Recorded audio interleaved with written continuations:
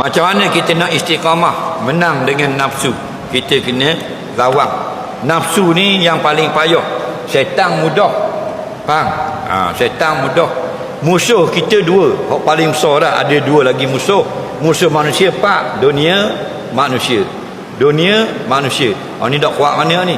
Hak kuat kali syaitan, nafsu. Syaitan dengan nafsu hak paling power, nafsu. Syaitan tina, nafsu jatang. Syaitan tak kuat mana? Nafsu power. Power pada Power Ranger. Faham? Kenapa? Syaitan kalau kita sebut nama Allah dia lari. Nafsu sebut nama Allah lari tak? Tak lari kita dah. Lari mana? Faham? Nabi kata iza azanal muazzinu fa adbara syaitan. Summa aqbalat wa iza uqimat adbarat. Apabila dilaungkan azan Allahu akbar, lari syaitan. Summa habis azan, kemudian aqbalat, datang balik. Mari mula. Wa iza uqimat, dan bila diqamat Allahu akbar, lari pula. Kemudian mari balik. Faham?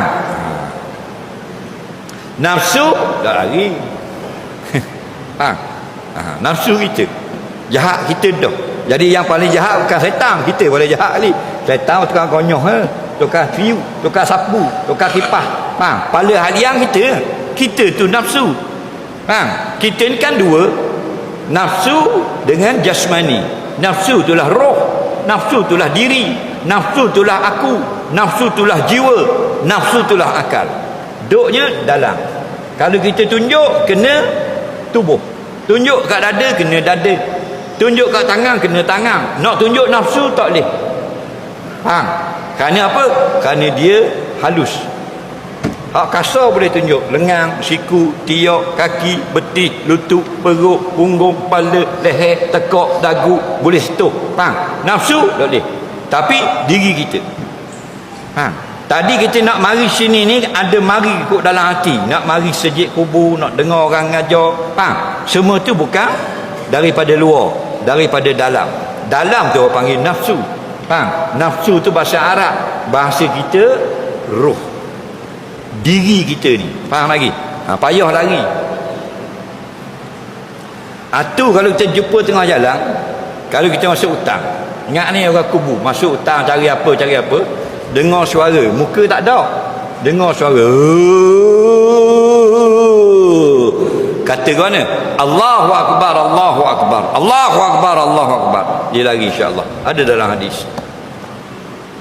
Muka tak nampak, suara. Faham lagi? Dia jalan lautan, duduk di pokok, buat gitu. Faham? Kita Allahu akbar, Allahu akbar, insya-Allah dia lari. Faham? Kalau tubik muka, depan. Mata besar talang mata. Telinga macam kuda telinga. Faham lagi? Pelik-pelik tu, dia tak ada muka macam Siti Nurhalizah. Faham? Iblis. Faham? Kalau dia tunjuk, kalau tunjuk muka, mu kata ke mana? Al-anuka bilaknatillah salasa 3 kali. Kita duduk tubik kat pokok dalam hutan, berak dia tubik. Tubik. Marahnya ada bulu muka-muka. Faham?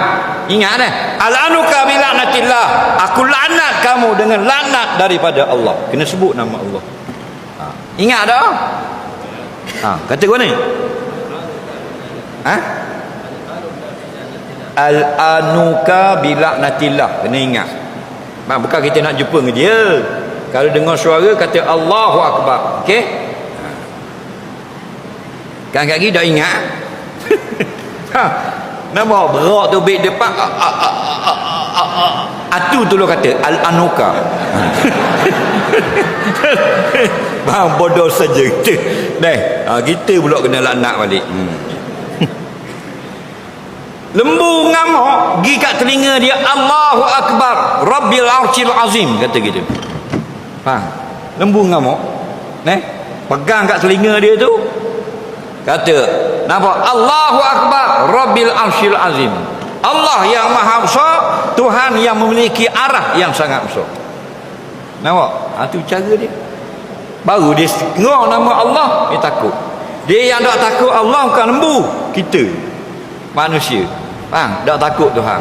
Siap bawa alat ngai dalam tong buat masjid. Faham? Bahang piti terima masjid. Faham? Ngai dengan tali, ngai dengan benang, bubuh-gang macam-macam. Tu jahat pada syaitan. Syaitan takut sebut Allah. Faham? Dia siap mari curi masjid. Kenapa?